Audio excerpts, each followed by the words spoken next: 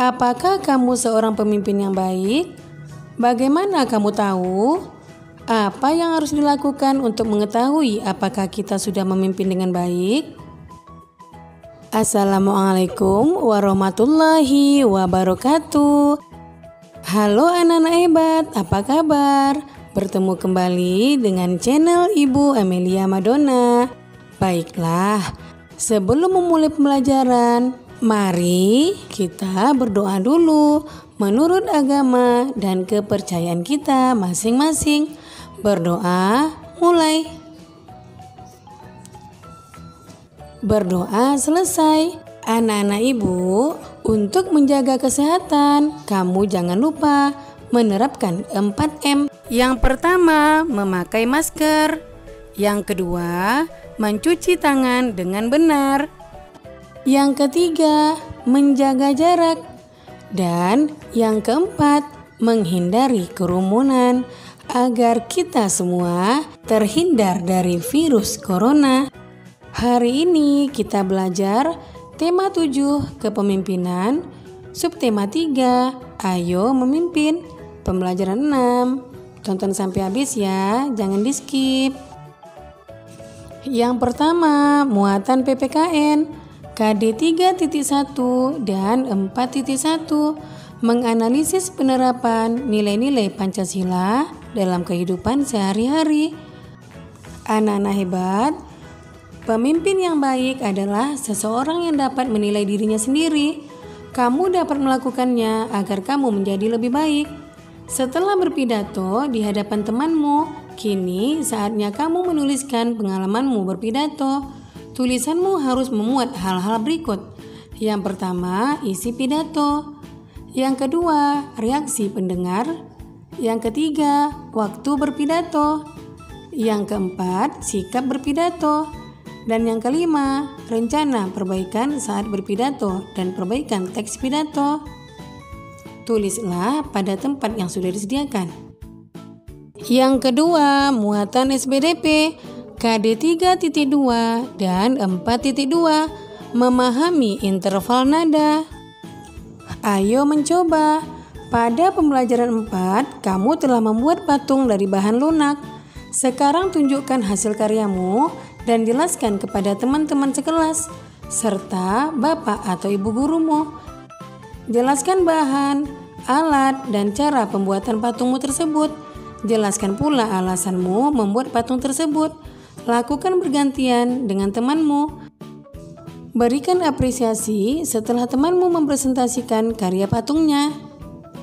Nah, anak-anak hebat, jawablah pertanyaan-pertanyaan berikut. Setelah kamu selesai mengerjakannya, cocokkanlah jawabanmu dengan jawaban berikut ini. Pertanyaan pertama, perubahan apa yang terjadi pada masa pubertas? Perubahan yang terjadi pada masa pubertas pria, tumbuhnya rambut halus di ketiak dan alat kelamin. Suara jadi membesar, tumbuh jakun, tumbuh kumis, jambang, dan janggut. Sedangkan perubahan yang terjadi pada masa pubertas wanita, yang pertama, tumbuhnya rambut halus di ketiak dan alat kelamin. Suara jadi melengking, payudara membesar, dan panggul membesar. Pertanyaan kedua, bagaimana cara menjaga kesehatan reproduksi pada masa pubertas? Ya, yang pertama, biasakan mengenakan pakaian dalam dari katun. Gantilah pakaian dalam setiap kali habis mandi atau setiap ketika kamu merasa basah pada pakaian dalammu. Yang ketiga, bilaslah setiap kali habis buang air kecil. Yang keempat, bagi anak perempuan yang sedang menstruasi, gunakan pembalut yang lembut. Yang kelima, gantilah pembalut setiap kali pembalut yang kamu pakai terasa lembab. Yang keenam, gantilah minimal 4 kali sehari.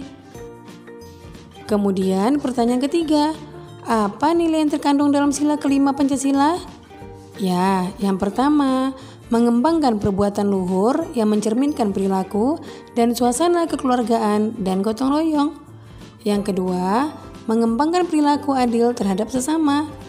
Yang ketiga, menjaga keseimbangan antara hak dan kewajiban. Pertanyaan keempat, Apa pendapatmu jika kita selalu memberikan bantuan kepada seseorang sepanjang hidupnya? Mengapa? Tidak baik, karena akan berdampak negatif. Salah satu tujuan kita memberi pertolongan adalah agar orang yang kita tolong tersebut dapat mandiri atau berdiri sendiri. Pertanyaan kelima, bagaimana cara membuat patung dari sabun batangan? Cara membuat patung dari sabun batangan ada dua cara, yaitu dengan cara mengukir sabun batangan dan mencetak sabun dasar atau base soap dari cetakan. Alat dan bahan untuk membuat patung dari sabun dengan cara cetakan, yang pertama, sabun dasar, yang kedua, cetakan sabun. Alat dan bahan untuk membuat patung dari sabun batangan dengan cara mengukir, yaitu pensil, alat ukir atau alat pahat, dan sabun. Langkah-langkah mengukir sabun menjadi patung. Yang pertama, siapkan alat dan bahan.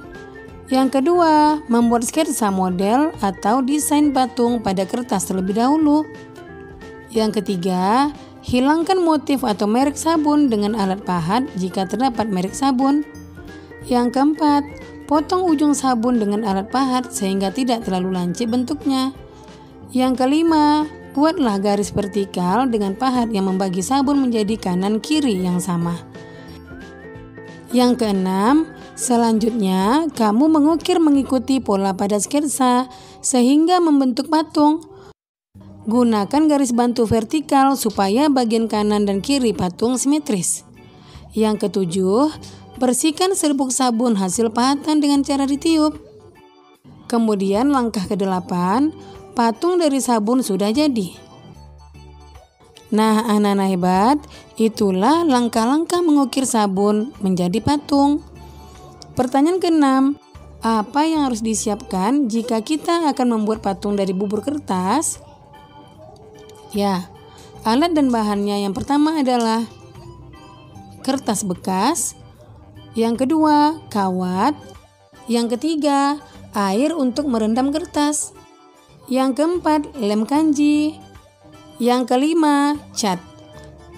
Langkah-langkah kerjanya adalah: yang pertama, siapkan kertas bekas. Yang kedua, rendam kertas kira-kira 24 jam atau sehari sampai lunak. Yang ketiga, buatlah kerangka menggunakan kawat. Besar kecil kawat menyesuaikan besar kecil patung yang akan dibuat. Yang keempat, kertas yang sudah lunak dapat ditumbuk lagi, lalu diperas dan dicampur dengan lem kanji atau sampai berbentuk seperti tanah liat. Yang kelima, tempelkan bubur kertas pada kerangka kawat sesuai dengan bentuk yang diinginkan. Yang keenam, untuk mendapatkan lapisan luar yang halus, lapisilah dengan kertas yang berwarna putih dengan lem. Ketujuh, jemur patung di bawah sinar matahari. 8. Setelah kering, warnai patung dengan cat kayu atau cat tembok sesuai warna yang kamu sukai. Kemudian pertanyaan terakhir atau pertanyaan ke-7, apa saja bentuk kerjasama Indonesia dengan negara-negara ASEAN dalam bidang pendidikan? Ya, yang pertama, implementasi ASEAN Credit Transfer System. Yang kedua, pembentukan 56 pusat studi ASEAN di berbagai perguruan tinggi di Indonesia. Yang ketiga, implementasi inisiatif East Asia Vision Group 2, di antaranya rencana pembentukan jaringan universitas di Asia Timur. Nah, demikian video pembelajaran Ibu kali ini.